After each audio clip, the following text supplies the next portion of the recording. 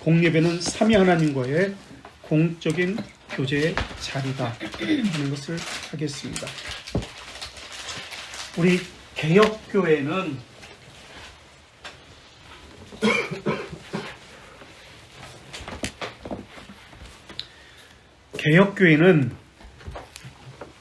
예배의 기초를 세 부분 또는 네 부분으로 나눕니다. 우리 웨스트민스터 신앙고백서 21장 한번 볼까요?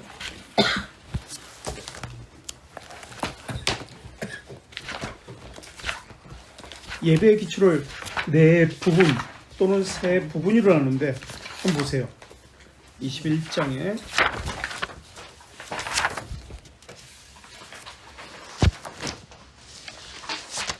예배는 어떤 부분으로 거기 나누나요? 물론 성례는 들어가죠. 또 어떤 부분이 있나요? 예배 어떤 부분으로 들어가나요? 한번 찾아보세요. 너무 많은가?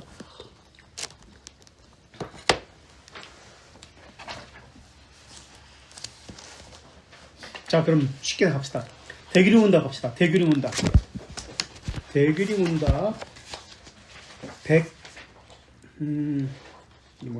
154 가봅시다. 이제 신앙고백서를 이제 교육용으로 이렇게 분류해서 거기에 가르치고 있는 게 대규리 문답인데 154문부터 어떤 것이 나오나요? 154문부터 160문까지 그 큰 제목이 뭐라고 써 있어요? 말씀. 그래요. 160문까지 있죠. 154문에서 하나님의 말씀을 듣는 것이 예배의 요소 가운데 있습니다. 제일 앞에 있죠. 그 다음에 나오는 것이 뭐예요? 161문부터 177문까지 성례를 행할 것이 나옵니다. 그렇죠? 161문부터 177문까지 성례를 행할 것. 그 다음에 또 뭐 나와요? 178문부터 185문까지 공적으로 여기에 하나님의 이름을 개인적이 아닙니다. 사적이 아닙니다. 공적으로 부르라고 나옵니다. 공적으로 부르라는 것은 기도를 이야기하죠. 이게 178문부터 185문까지 되어 있습니다. 그렇죠? 그런데 여기서 끝나는 것이 아니라 그 다음에 주기도가 186문부터 196문까지 주기도가 나옵니다. 그러니까 기도를 178문부터 196까지 기도가 나온다 라는 것을 알 수 있습니다. 그래서 신앙고백서와 대규리문답에서는 예배의 기초, 예배의 순서와 관련된 기초 부분을 무엇과 무엇으로 나눈다? 무엇으로 보고 있다? 가장 뼈대가 되는 것이 말씀을 듣는 것, 성례, 공적인 기도 이렇게 나와요. 그렇죠? 그 제목을 보니까 그렇게 나와요. 그렇다면 이번에는 하이델베르크로 가볼게요. 하이델베르크 103문입니다. 137쪽 보세요. 103문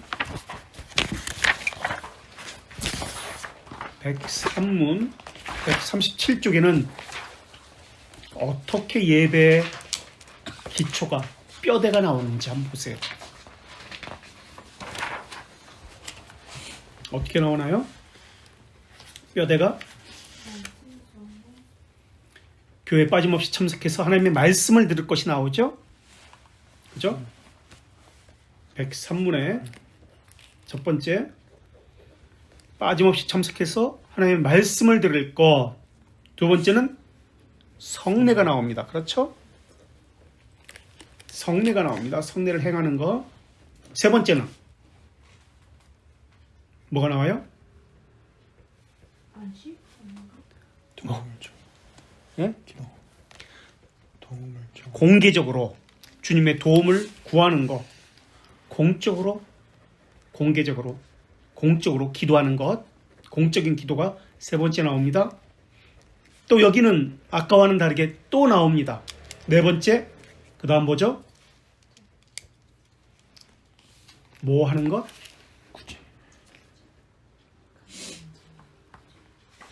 뭐 하는 것? 뭐가 나와요? 뭐? 안 돼요. 그치. 자비사역 나오죠? 자비사역. 다시 말하면 헌금을 하고 라고 나옵니다. 헌금. 이게 예배의 기초다, 뼈대다. 말씀을 빠지지 않고 나와서 듣는 것, 성례를 행하는 것, 공적으로 하나님의 이름을 부르는 것, 기도, 그 다음 헌금을 하는 것, 자비의 사역을 하는 것, 이렇게 나옵니다.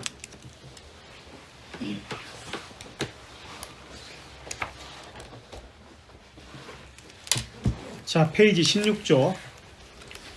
공예배는 삼위 하나님과의 사적인 교제다? 아니요. 공적인 교제다 라고 나옵니다.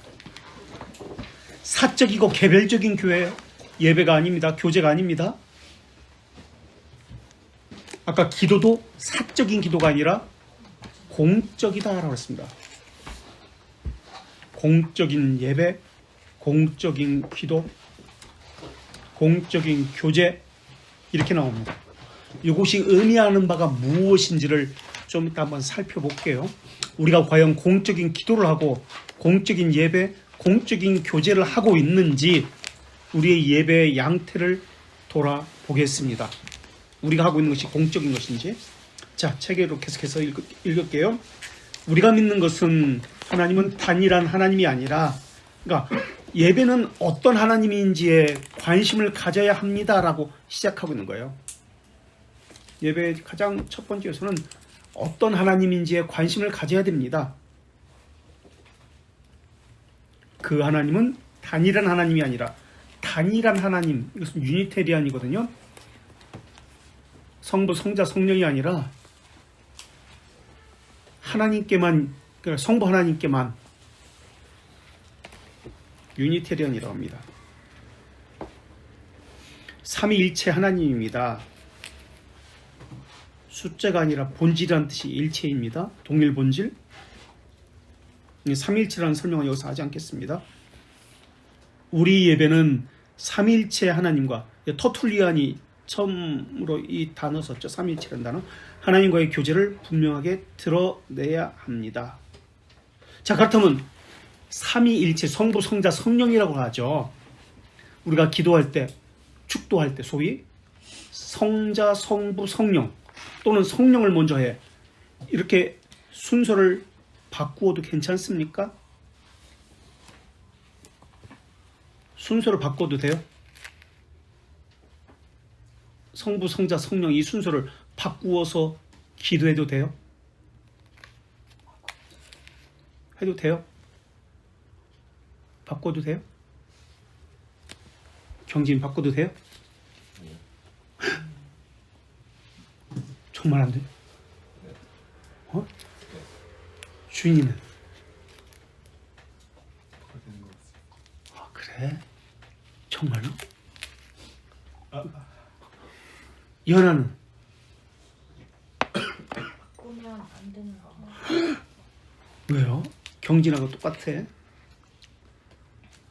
그럼 피카 경진 따라갈 거야? 아니요, 바꿔도. 경진 안 따라가? 네, 바꿔도 된다고 생각해요. 그럼 준이 따라가네? 준이가 갔네? 그럼 저기는 바꾸면 안 해요. 안 돼? 네. 그럼 이 친구는 이쁜이는 안 돼. 그럼 절반이네 지금. 된다 안 돼, 된다 안 돼, 된다 안 돼 이렇게 돼 있네. 왜 돼요? 왜 안 되고? 위격이니까. 위격이니까 바꾸면 안 돼? 여기도 물어볼까? 저도 안 될 것 같아요. 돼? 안 될 거. 그럼 안 돼가 맞네. 이게 지금 3일치를 모르기 때문에 그래. 이런 일들이 일어나는 거야. 3일치를 모르기 때문에 이런 대답들이 나오는 거야 지금. 왜 그래? 왜 그래요? 든든함을 네? 똑같이 네, 그래서. 그래서 바꿔도 사고는 있다고 생각해요. 오, 그래요? 그럼 여기는 반대 의견 있잖아.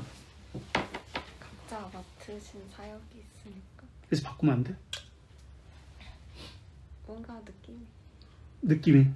아, 느낌이구나. 그럼 다른 분이 요 의견에 바꾸면 안 된다에 의견을 해주시는 분, 한번 왜 그런지 이야기해 보세요. 여기 느낌으로 그렇게 하면 안 되지. 그죠? 한번 얘기해 주세요. 그러니까 예수님께서 그럼 바꾼 거잖아. 바꿔도 된다 했잖아. 아니 바꾸면 안 된다고. 안 된다 그랬어? 아, 이게 바꾼다 그랬어? 둘 다 바꾸면 안 돼. 아, 둘 다. 난 반대로 생각했네. 네, 해보세요. 예수님께서도 스스로를 낮추셨잖아요.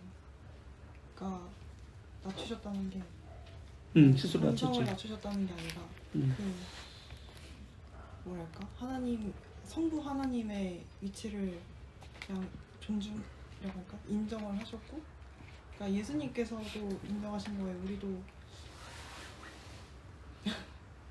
따라야 하니까. 그럼 이건 어때요? 하나님은 예수님의 말을 들어라. 심판을 예수님에게 맡기고 하나님은 뒤로 빠졌잖아. 모든 걸 예수님한테 맡겼잖아. 그렇게 따지면 앞에 나서야 되잖아, 예수님이. 축도에서도 우리 주 예수 그리스도의 은혜와라고 하잖아. 예수님이 먼저 나오지, 성부가 먼저 나오는 게 아니라.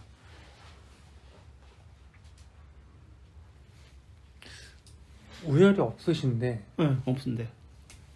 각자의 위격으로 존재하시니까 바꾸면 안 되는 거 아닌가요?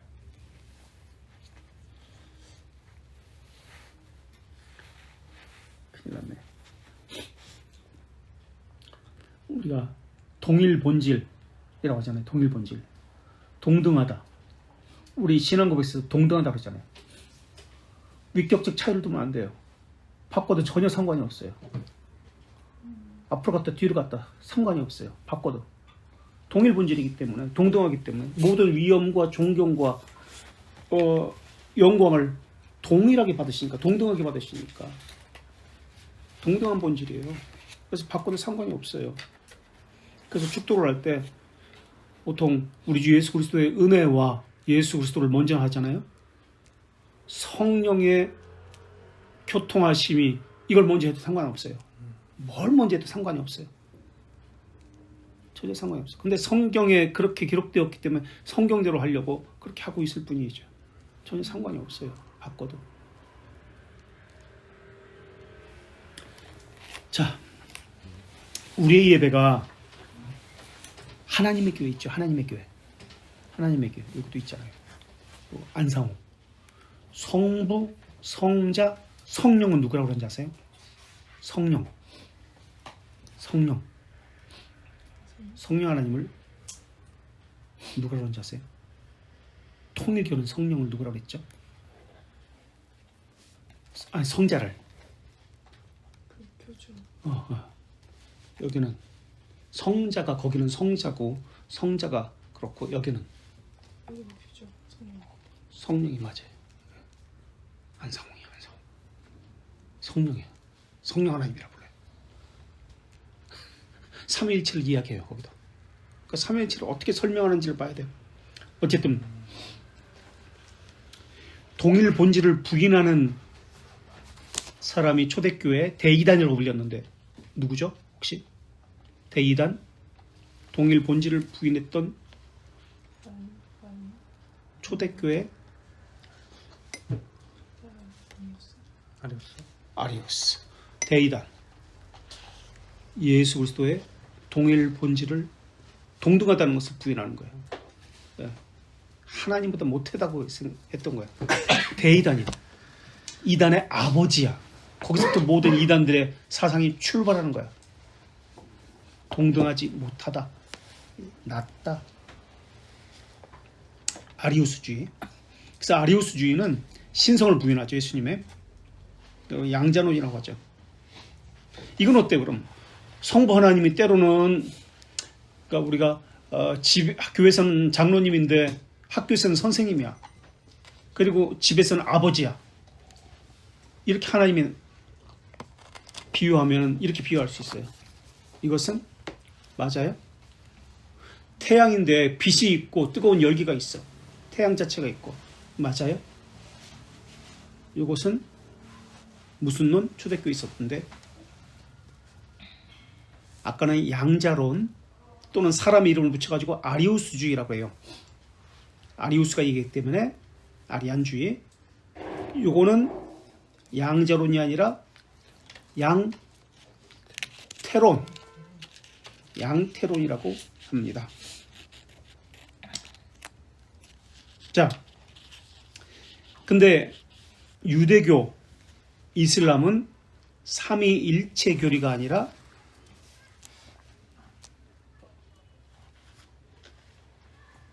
일신론이죠. 일신론. 하나, 단신, 일신론. 유대교의 예배, 이슬람의 예배와 다른 이유가 바로 여기에 있습니다. 미국에서 유행하고 있는 유니테리안 단일신론이라고 나오죠. 삼위일체를 부정하는 을 생각해보자. 우리의 예배는 그런 예배와 얼마나 다를까 생각해 보겠습니다. 성부 하나님을 중심의 예배가 대부분이지만 성자를 통하지 않고 어떻게 우리가 성부를 알고 예배할 수 있는가? 성자 예수 그리스도에 대한 강조하지만 그 강조가 도덕적인 구호에 그쳐버린다면 어떻게 성령의 역사를 경험할 수 있는가? 성령님이 하시는 일은 뭐라고 했죠? 성령님이 하시는 일은 예수 그리스도의 십자가 은혜가 우리의 것이 구속의 은혜와 또 뭐를 우리에게 수용케 하고 적용케 하시죠? 구속의 은혜와 하나님의 자비하심과 구속의 은혜를 우리에게 수용하게 하고 적용하게 하십니다. 이게 성령님이 하시는 거예요. 그렇다면 예수님의 이름으로 기도합니다라는 뜻은 무슨 뜻이에요? 예수님의 이름으로 기도합니다. 예수님을 통해서 성부 하나님께 나아간다는 뜻인가요? 예수님이 좀 이렇게 있고 여기 문을 지나가지고 아버지께 이렇게 나아간다는 뜻인가요? 예수님의 이름으로 기도합니다라는 뜻은?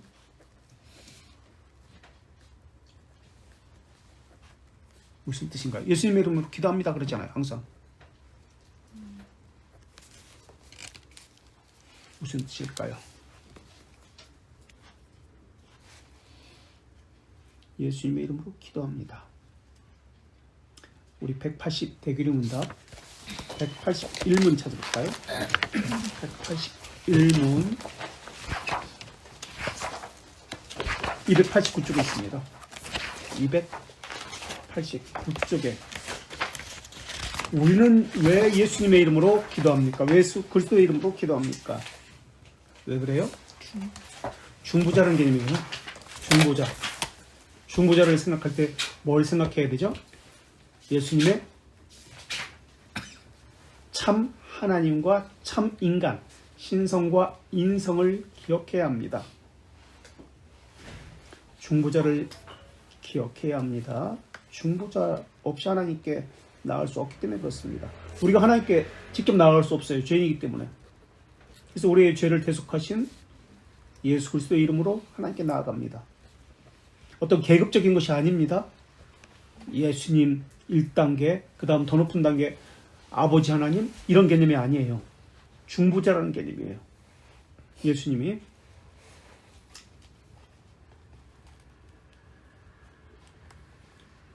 성자 예수 그리스도에 대해서 강조하지만은 읽었죠. 성령 하나님께서 행하시는 강력한 기적과 은사에 치우친 예배가 어떻게 성부께 영광을 돌리고 성자를 드러내는 예배가 될 수 있습니까? 역설적이게도 로마 가톨릭 미사가 오히려 삼위일체 하나님에 대해서 고백하는 순서를 많이 가지고 있다는 사실에 주목을 해야 합니다. 자, 우리가 예배 가운데 공적인 예배라고 했습니다. 개별적이고 사적이 아닙니다.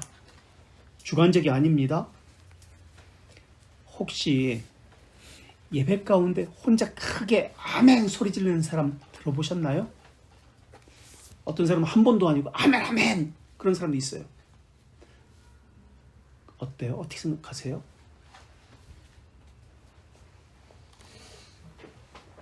옳은 건가요? 아니면 잘못된 것인가요? 왜 잘못된 것인가요? 잘못됐다면? 옳다면 왜 옳은 것인가요? 믿음의 표현이잖아요. 그렇죠? 믿음의 표현이잖아. 아멘. 찬송을 할 때도 어떤 한 사람이 크게 하는 경우도 있죠.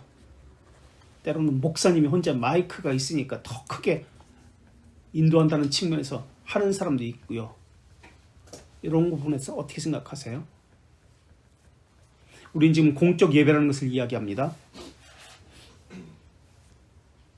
다 잘못됐습니다. 공적인 개인적인 것이나 특별한 소수의 것이 아닙니다. 목사도 어우러져야 합니다. 회중과 함께. 그래서 찬송을 어떤 면에서 인도한다는 그런 측면도 있지만 그것은 잘못된 거예요. 모두가 함께 어우러져야 합니다. 소리를 질러서 방언하는 사람도 있고 소리를 크게 질러서 기도하는 사람도 있습니다. 혼자 튀는 사람들 잘못된 겁니다. 공적인 것이 아니에요. 이건 다. 어떤 사람은 공적인 예배에 공적인 모임, 기도 시간에 혼자 방언으로 하는 사람도 있습니다. 막 소리 꽥꽥 질러요. 개구리 소리네. 이것도 잘못됐습니다. 왜? 예배는 공적인 자리입니다라고 지금 분명히 하고 있기 때문에. 자, 공적이라는 것은 퍼블릭이에요. 퍼블릭 워십, 퍼블릭 서비스, 공적, 개인이라는 프라이빗이라는 개념과 반대되는 개념이에요. 개인적인 것, 사적인 그런 것과 반대되는 것이 공적이에요. 퍼블릭. 퍼블릭은 특정 재능인을 위해서가 아닙니다. 그죠? 특정은 소수를 이야기하거든요. 부분을 이야기하거든요. 특정 재능인을 위해서가 아니에요. 공개적입니다. 그래서 우리가 신앙고백에서 아까 읽었죠? 공개적입니다. 공적입니다. 모두가 함께하는 것입니다. 우리라는 개념을 가졌습니다. 소수가 아니에요. 대중적입니다. 우리가 모두가 함께하는 것입니다. 하나님은 그 누구도 하나님께 나와서 예배하는 자를, 기도하는 자를 막지 않으십니다. 우리가 서로 어우러져서 함께 확인하는 것, 우리라는 것을 확인하는 것이 공적 예배입니다.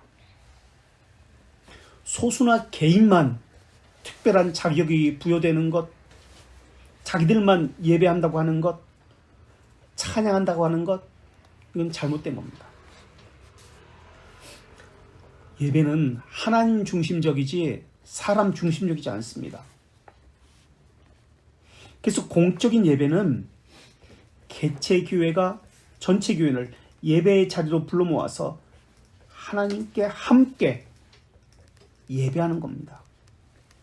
그래서 이런 의미에서 주일 모든 사람이 모이는 예배를 대예배라고도 그렇게 이야기하죠. 물론 대예배라는 개념이 그렇다면 작은 예배도 소예배도 있어? 이런 말이 나오기 때문에 잘못된 말이지만 어쨌든 모두가 함께라는 개념에서 대예배라고 그렇게 이야기합니다. 또 주일 예배라고도 그렇게 공적 예배를 주의 날에 하기 때문에 주일 예배라고도 합니다. 그렇다면 이것은 어떨까요? 오전 예배가 있고 오후 예배가 있습니다. 또는 주일에 한 번만 예배하는 데가 있고 어떤 경우에는 여러 번 예배하는 경우도 있습니다. 어떤 게 주일 예배일까요? 오전 예배만 11시 예배만 주일 예배일까요? 대예배일까요? 저녁 7시 예배는 오후 3시 예배는 대예배 아닌가요? 저녁 예배는 주일 예배 아닌가요? 어떻게 생각하세요?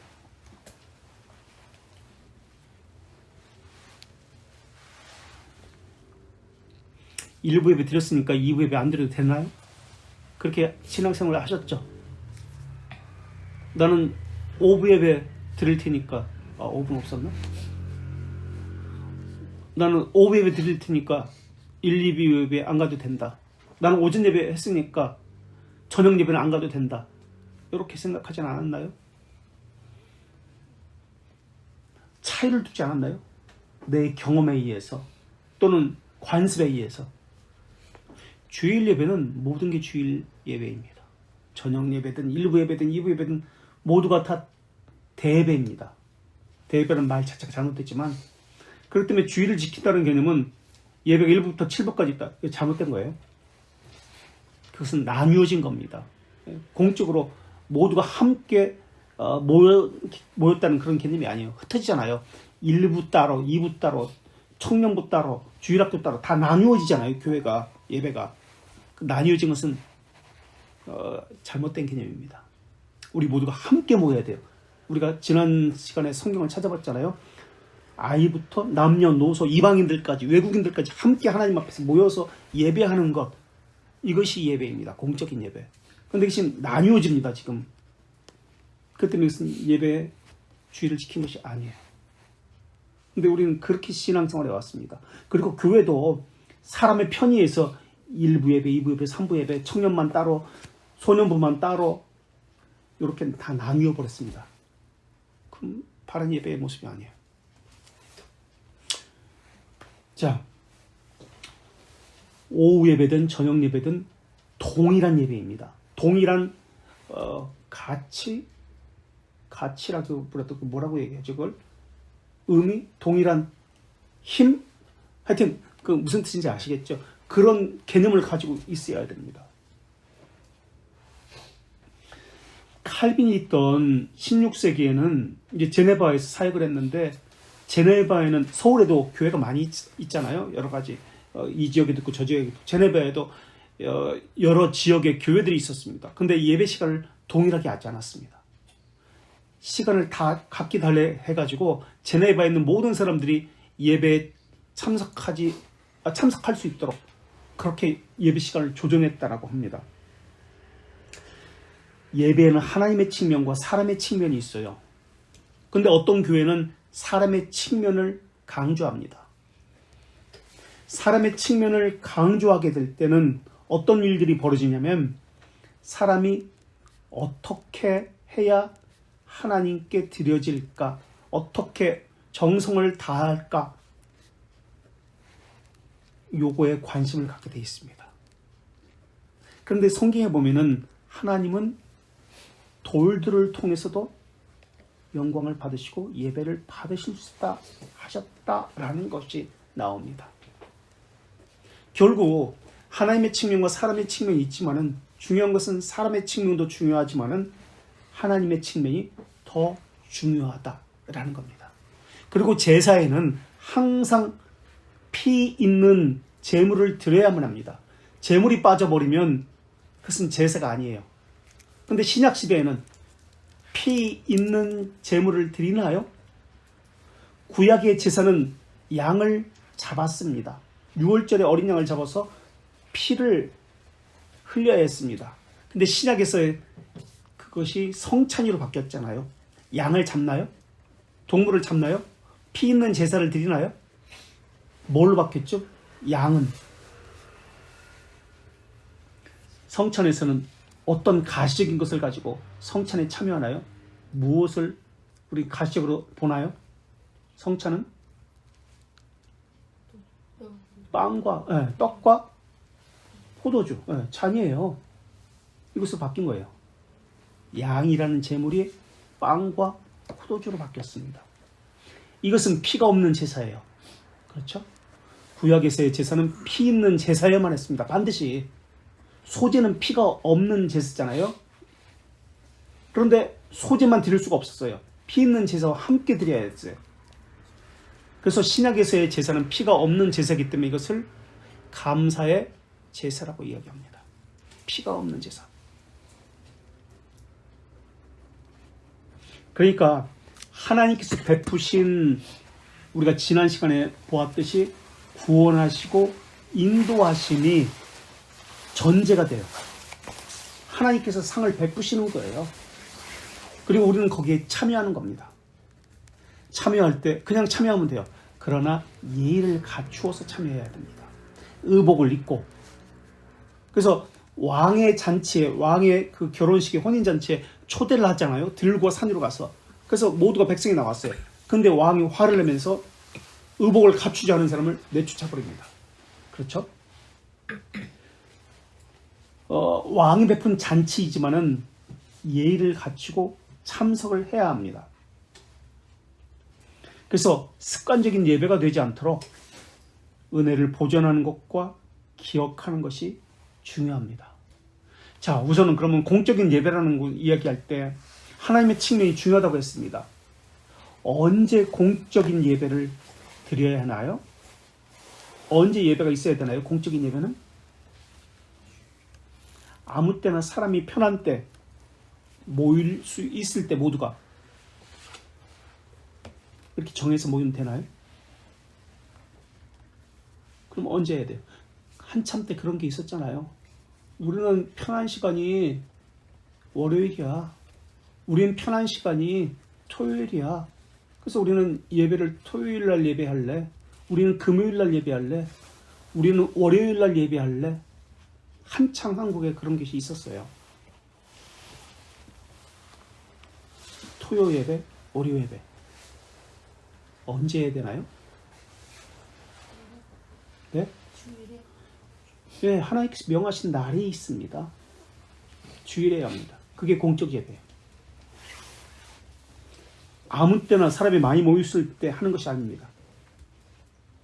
안식일은 하나님께서 모든 것을 창조하시고 거룩하게 하시고 구별하신 날입니다.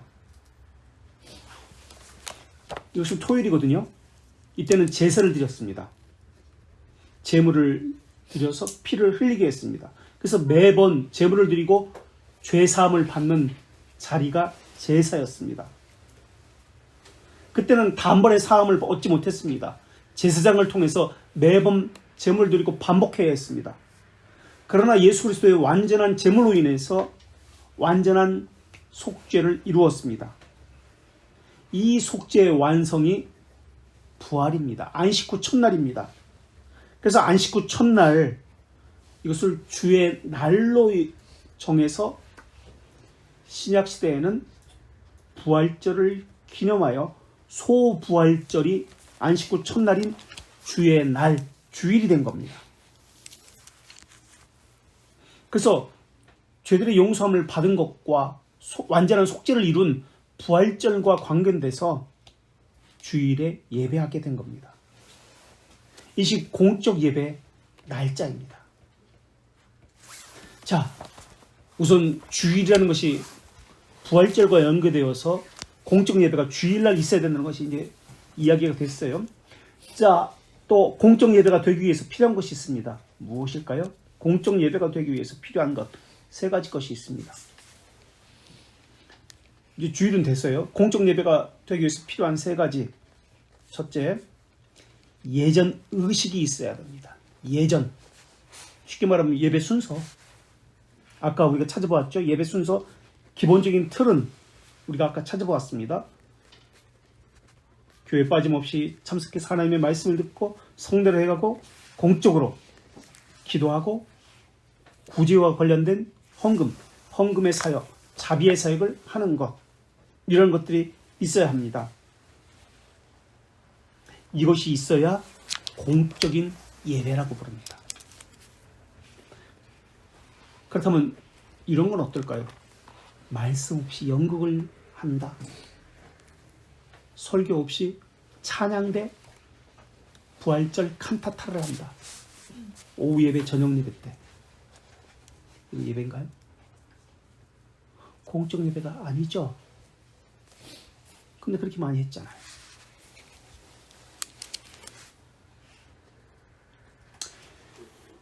기도도 은밀하게 하는 것이 아니라, 개인적으로 하는 것이 아니라 공적 기도를 해야 합니다. 자, 이게 첫 번째입니다. 예전이 있어야 되는 것. 두 번째, 공적 예배의 요소 두 번째는 회중이 있어야 됩니다. 회중은 그냥 앉아있는 사람을 이야기하는 것이 아닙니다.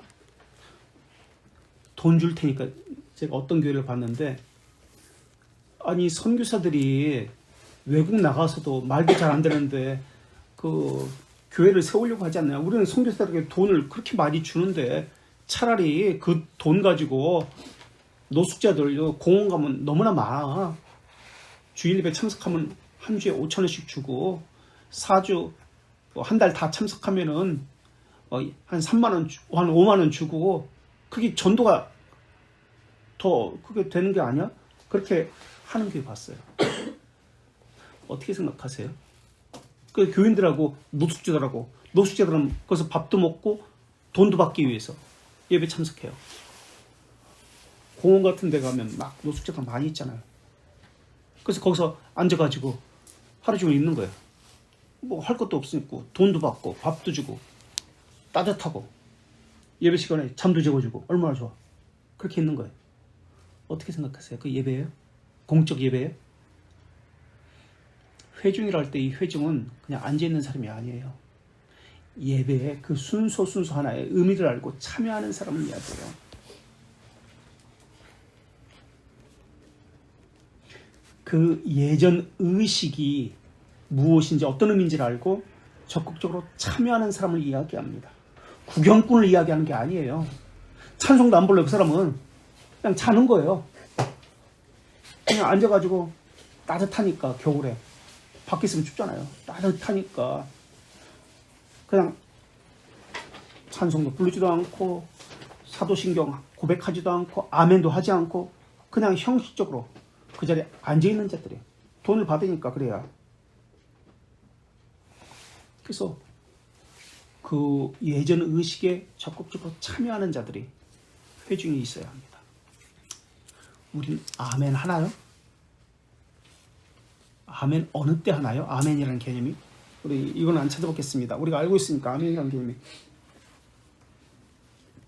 아멘의 뜻이 무엇인가요? 물론 동의합니다라는 뜻입니다. 동의합니다. 그것이 그렇습니다. 라는 뜻입니다. 또 그렇게 살아가겠습니다. 라는 뜻입니다. 그래서 일종의 서원, 서역과 같은 거예요. 이렇게 하지 않겠습니다. 이렇게 하겠습니다. 하나님의 말씀대로 따르겠습니다. 그런 개념이 아멘이에요. 그래서 예배는 그것에 그러니까 신앙 고백에 했을 때 또는 찬송을 했을 때 또는 주기도문이나 무엇을 했을 때 그것에 동의합니다라는 그 아멘을 합니다. 우리는 예배 시간에 하던가요?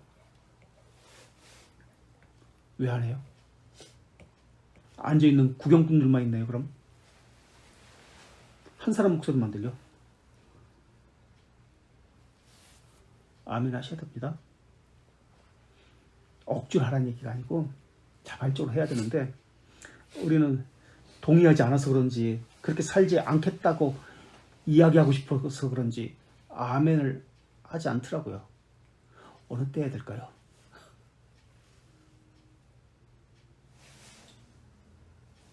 우리가 끝에 이제 아멘 어느 때 하나 되는지 이제 뒤에 나오니까 그때 보기로 하고 처음 시작할 때 순서 보고 할까? 이렇게 손 처음 할 때 그래요. 한번 봅시다. 순서 보고 한번 이야기해 봅시다. 이게 아닌데 오늘 하고 자는 게 어느 때는 속에서 천불이 나요. 솔직히. 자, 성경 공독하고 아멘 해야 되는 거 맞죠? 근데 안 하죠 우리는. 하는 사람도 있어요. 네.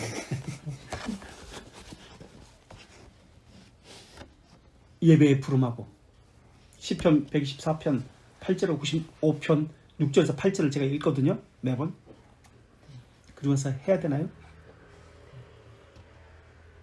아니 하시는 분 다른 분 안 하잖아요. 그죠? 해야 되겠죠? 이거 억지인데 이거는 해야 됩니다. 아셨죠?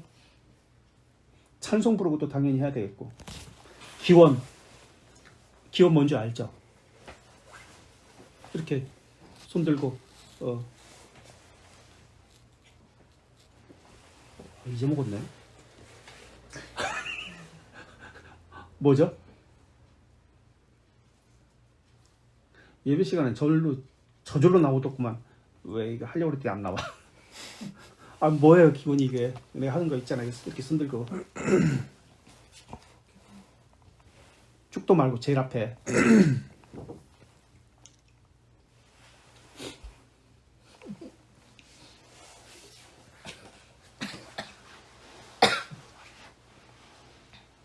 하나님의 부르심을 받은 모든 자에게 예수 그리스도로 내가 평강이 있을지어다 하잖아요.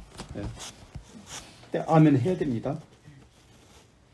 언약의 10가지 말씀 쉽게 명하고 해야 되겠죠. 주기도문 하고 해야 되겠죠. 주기도문 하고 나서도 안 해요.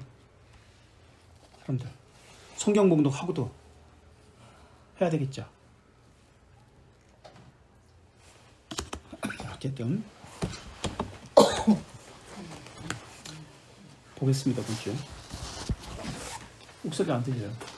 한두 사람만 해요. 솔직히. 그래서 조그맣게 상관없어요. 네, 상관없어요. 크게 안 해도 상관없어요.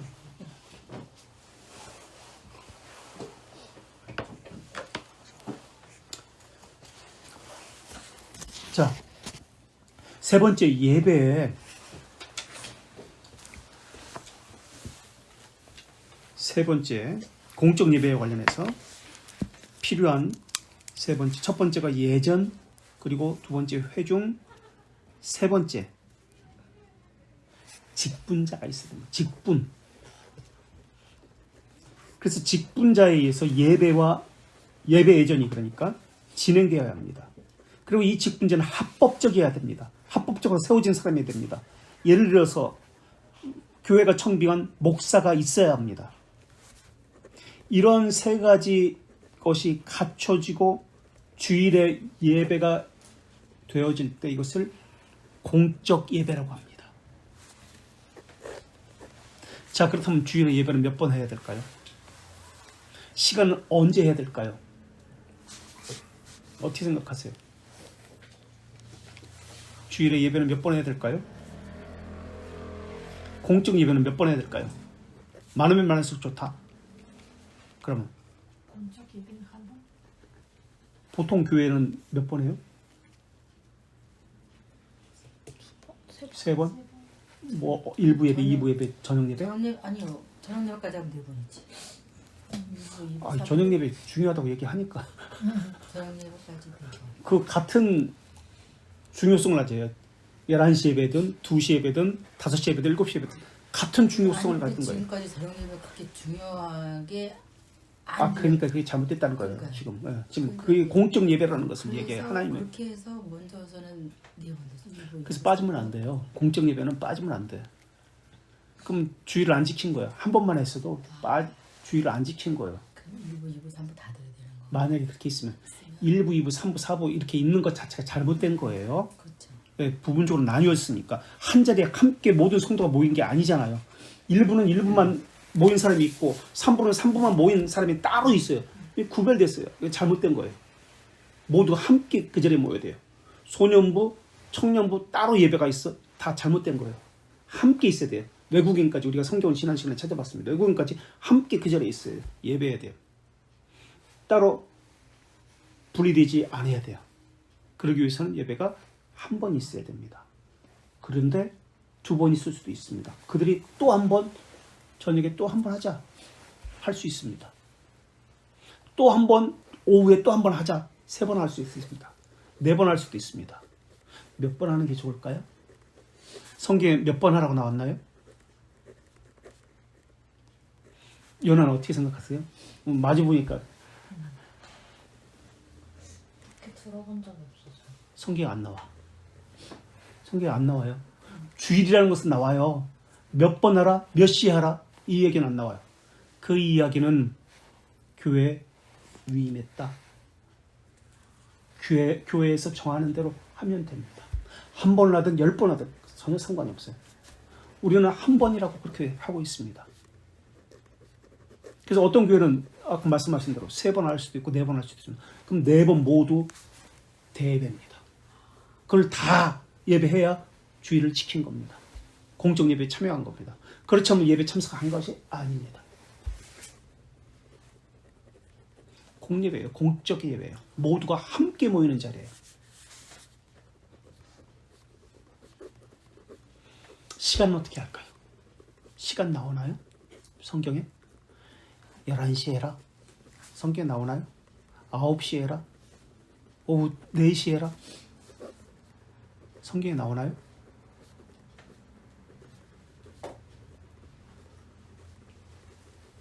몇 시가 좋을까요? 그것도 편하게 하면 됩니다.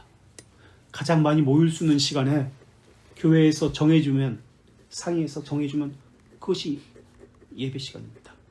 공적인 예배 시간입니다. 장소는 그럼? 장소는 어디서 할까요? 그것도 마찬가지예요. 정해지질 않았습니다. 성경에서. 성경에서 명하지 않았어요. 그래서 모두가 함께 모일 수 있는 그 예배당, 거기서 정한 시간 내에 모여서 예배하면 됩니다. 11시 10분이든 10시 30분이든 그건 정하기 나름이에요. 그게 공적 예배.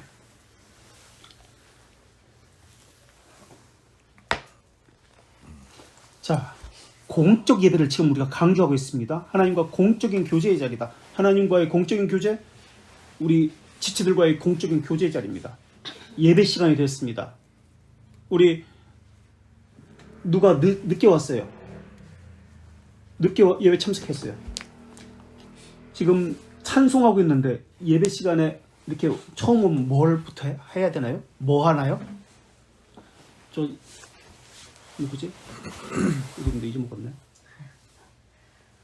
연아. 연아는 처음에 교회 오면 뭐 해요? 기도해요? 그러면 예를 들어서 예배가 진행되고 있어. 찬송 시간에 왔어. 그러면 기도하나요? 어떻게 해야 돼요? 기도해야 되나요? 기도해요?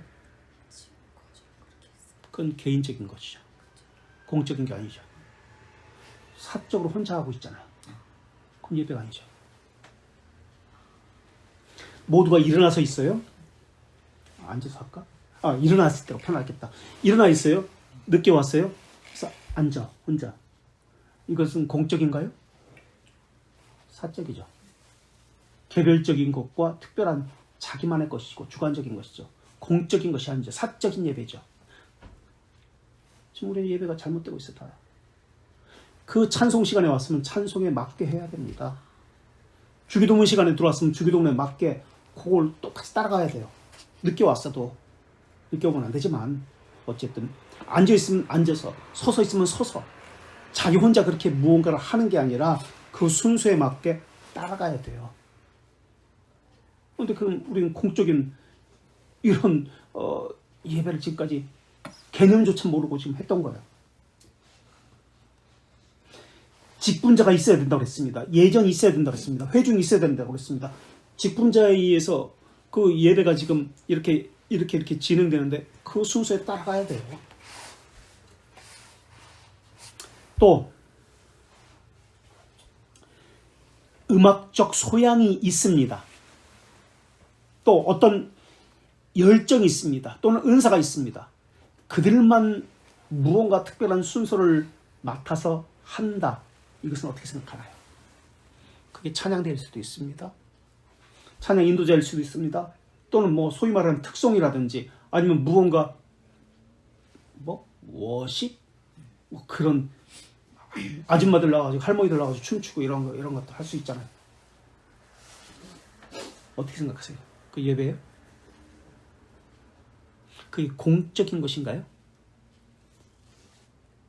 부분적인 거, 사적인 것이잖아요. 그건 사적 예배예요. 공적 예배 아니에요. 찬양대 100명이 교인이면 한 3, 40명만 자기들끼리만 찬양하고 나머지는 구경꾼에서 보는 거 아니에요. 소수만 나와가지고 찬양을 인도하면서 뭐 이렇게 해라 저렇게 하라 하는 거 아니에요. 우리는 지금 계속해서 사적 예배를 하고 있어요. 공적 예배가 아니에요.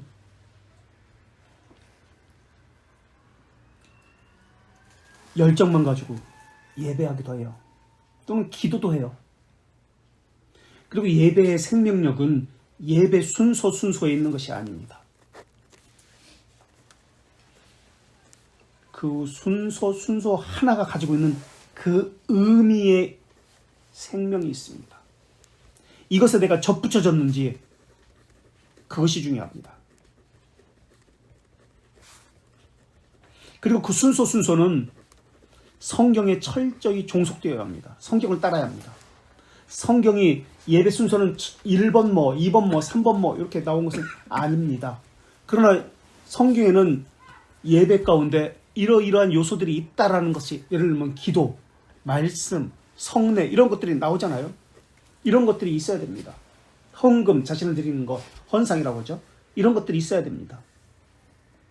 그리고 예배는 구제, 아까 구제 우리 하이델베르크 봤잖아요. 구제가 성찬에 반드시 있어야 됩니다.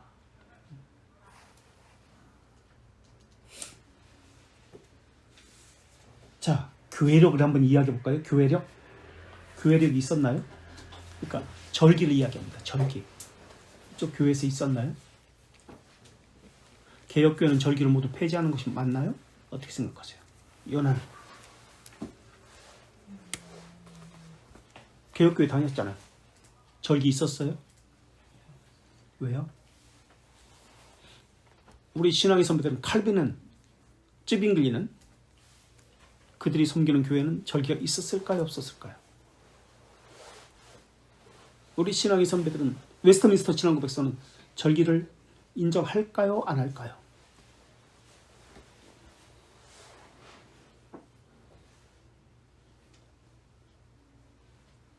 어떻게 생각하세요?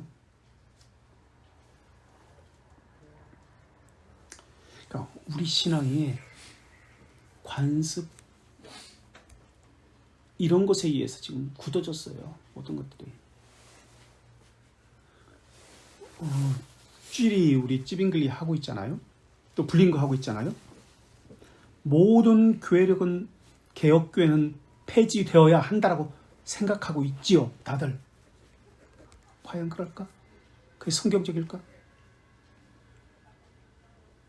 우리는 말씀의 해석을 역사적이고 성경적인, 그러니까 교리적인 것을 함께 고려해야 합니다라고 우리가 배웠죠. 그죠? 문법적이라는 개념이 그렇다라고. 그렇다면 교회 절기는 무엇과 관련되어질까요? 찌빙글리 시대에는, 찌빙글리 시대에는 6개 절기가 있었습니다. 그리고 다른 것은 폐지했습니다. 어떤 절기가 있었냐면 12월 25일부터 모든 절기는 시작합니다. 성탄절 당연히. 크리스마스라고. 시간이 벌써 이렇게 갔네. 한쪽으로 내가 맨날 혼나는데 이렇게 잘 나가다가 뒤로 꼭 옆으로 빠진다고. 그래서 길어진다고, 늘어진다고. 그러지 말라고 좀 직진 가라고 항상 얘기하는데 오늘도 옆으로 많이 빠졌어. 아멘도 하고 막 별거 다 찾아가지고. 그리스도의 구속을 중심으로 절기가 정해집니다. 그래서 성탄절이 먼저입니다. 크리스마스라는 단어를 쓰는 거 아닙니다. 크리스마스라는 것은 미사라는 뜻입니다. 미사. 그래서 희생제물을 드리는 것을 천주교에서 쓰는 용어입니다. 그래서 우리는 성탄절이라고 합니다. 그랬으면 뭐 입에 배가지고 크리스마스라고도 할 수도 있지만 그래도 늘 염두에 두고 크리스마스는 미사란 뜻입니다 라는 것을 기억하시고요. 성탄절을 중심으로 예수님의 오심부터 절기가 시작됩니다. 그래서 12월 25일을 칼빈은 가장 큰 중요한 절기라고 여겼습니다. 찌빙글리만이 아니라 칼빈도. 그래서 찌빙글리는 6개 절기를 지켰는데 12월 25일 성탄절, 1월 1일 할례일, 그리고 3월 25일 수태고지일. 마리아가 이제 저거 임신했다는 거 수태고지일 3월 25일입니다. 그 다음에 부활절. 이거는 그때마다 날이 달라지니까 부활절. 그 다음에 승천절. 하늘로 올라가신 승천절. 그다음에 성령 강림절 이렇게 해서까지 지켰습니다. 그리고 칼빈은 제네바에서 부활절과 오순절은 주일이잖아요. 항상 주일이기 때문에 주일날 이것을 지켰습니다. 그리고 성탄절은 12월 25일 날 칼빈은 가장 중요하게 여겼는데 12월 25일 날인 매년 요일이 바뀌잖아요. 부활절은 주일날 지키는 것이기 때문에 오순절 성령 강림절도 주일날 지키는 거기 때문에 이건 상관이 없어요. 주일날 그냥 지키면 돼요. 그러나 성탄절은 매년 바뀌기 때문에 그래서 평일날 지키지 않고 가장 가까운 예를 들어서 12월 23일이면은 주일이다. 25일과 가까웠기 때문에 23일날 성탄절로 지켰습니다. 예를 들어 27일이 주일이다. 그럼 25일과 27일이 가깝기 때문에 27일을 성탄절로 지켰습니다. 주일날 성탄절로 지켰습니다. 칼빈은 모든 절기가 비성경적이다. 그래서 폐지되어야 한다. 라고 여기신다면 잘못 생각한 것입니다. 그래서 개혁교회인데도 절기 지키는 교회가 있습니다. 비난하지 마십시오. 그게 교회사적으로 맞습니다. 대신 평일날 지키는 것이 아니라 주일날 지킵니다. 그리고 그 의미를 정확히 알고 지켜야 합니다. 그래서 제네바 교회가 1550년 주일 이외에 모든 평일날에 있었던 그 성일은 공식적으로 폐지한 것은 사실입니다. 그러나 주일에 있었던 이런 절기마저 없애버리고 절기를 안 지켰다. 이건 잘못된 주장입니다. 그래서 개혁교회는 이 절기도 지킬 수 있습니다. 중요하기 때문에 그렇습니다. 그들이 폐지했다는 개념은 무엇이냐면 평일날에 있었던 그 잘못된 절기를 폐지한 겁니다. 그들은 거룩한 그 정신까지 의미까지 버릴 것은 아닙니다. 절기에 왜 지키는지 그 의미가 들어있는데 그것을 버릴 것은 아니에요. 그리고 16세기에는 중세교회 전통이 여전히 남아있다는 것도 사실입니다. 그래서 그 당시에는 16세기에는 매일 예배가 있었습니다. 매일. 그래서 금요일 날이 장날이라 제네바 같은 경우에는 금요일 빼고는 매일 예배가 있었어요. 그러면서 시간이 지나면서 매일 드리는 예배는 이제 사라지고 성탄절, 부활절, 오순절 요 절기만 남고 다른 절기도 사라졌습니다. 이건 주일과 관계된 것이기 때문에 성탄절은 이제 주일날로 부활절, 오순절 어차피 주일이니까. 그래서 청교도들도 마찬가지예요. 그래서 개혁교회는 기독론, 그러니까 예수 그리스도의 구속사역과 관련해서 이것을 중심으로 절기를 중시 여깁니다. 중세교회는 교회력을 만들 때 두 가지를 중심으로 교회력을 만들었습니다. 하나는 하나의 뼈대는 그리스도의 구속 사역을 기념하는 것으로 절기가 만들었습니다. 예배력. 또 하나는 마리아와 성인들을 지키는 기념하는 구조로 절기가 만들어졌습니다. 그래서 개혁교회는 무엇을 버렸냐면 그리스도의 구속 사역에 관련된 것을 버린 것이 아니라 마리아와 성인들을 중심으로 한 교회력을 버린 겁니다. 분명히 알고 있어야 돼요. 예수 그리스도의 구속 사역을 기억하고 지켰던 것이 개혁교회입니다. 그래서 그리스도의 구속 사역을 기념하는 절기들은 예수님이 오시기 전 촛불 하나씩 켜잖아요. 촛불 켰죠. 교회에서. 넷째 주 전부터 하나씩 켰을 거예요. 대림절이라고 합니다. 또는 대강절, 대림절, 그 다음에 성탄절, 그 다음에 사순절, 주연절도 있는데 이제 잘 모르겠고 사순절, 고난주간, 부활절, 성삼의 일체 주일은 지켰습니다. 그러니까 그날을 지키는 게 중요한 게 아니라 그것이 의미하는 바가 무엇인지 그 정신을 지키는 것이 중요했다라는 겁니다. 그래서 이것이 주일과 연결됐어요. 그래서 개혁교회에도 성령 강림절은 청교도들에도 중요하게 지켜졌습니다. 그렇기 때문에 개혁교회이기 때문에 무조건 절기를 지켜선 안 된다. 절기 지키는 교회는 개혁교회가 아니다 라고 하지 마십시오. 중요한 것은 그 의미를 알고 그 정신을 지키고 있느냐가 중요합니다. 그렇다면 그 의미와 정신을 알고 있다면 그 절기를 지키는 것이 오히려 권장해도 좋습니다. 그래서 공예배는 이런 의미를 알고 순서 하나마다 그것이 의미하는 바가 무엇인지 그 안에 담긴 언약을 붙들고 있는 그러한 공적인 예배를 의미합니다. 오전만 공예배고 오후 예배는 공예배 아니다? 아닙니다. 똑같은 가치를 가집니다. 그래서 여기까지